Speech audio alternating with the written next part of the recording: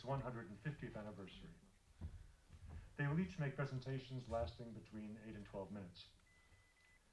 We have called this event a round table, and yet, as you see, we have a very traditional configuration of the dais and theater row seating.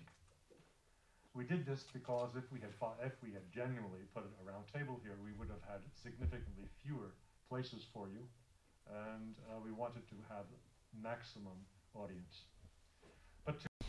John Mearsheimer, the theme of the Press Club event today is defining a new security architecture for the EU, bringing Russia out of the cold. Can that be achieved, do you think? It's going to be extremely difficult, but if there's any hope of changing the situation and bringing Russia out of the cold, what has to be done is that the West has to abandon its efforts to make Ukraine part of the West and pull it out of Russia's orbit.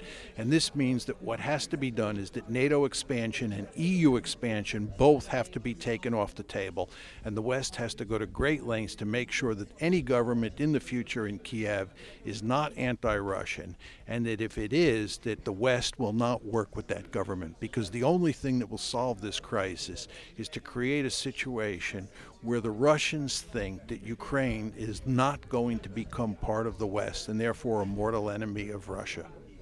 Sounds easy to convince perhaps on one side of the coin, but how will we be convincing Vladimir Putin?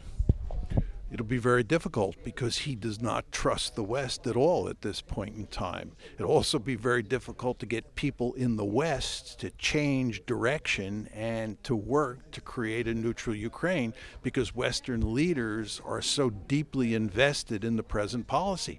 And this is what makes this present situation so tragic, that both the Russians and the West at this point in time have little reason to switch policies and to move to create a neutral Ukraine, which again I think is the only hope for getting out of this mess.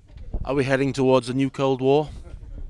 Well, I think that we're already in a Cold War of sorts between the West and Russia. It's not a new Cold War in the sense that we're going back to where we were between 1945 and 1989, simply because Russia is not the Soviet Union. And the West is just a very different animal today than it was during the Cold War. But there's no question that we have a serious crisis between both NATO and the West on one side and the Russians on the other, and we don't seem to have a good way of getting out of it.